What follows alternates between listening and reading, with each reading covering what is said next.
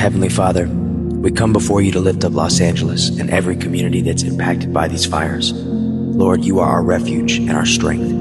You are a very present help in the time of trouble. We ask you to cover every home, every family, every first responder with your protection. Lord, speak your peace to the chaos. Surround those who feel afraid with your comfort and remind them that you are near.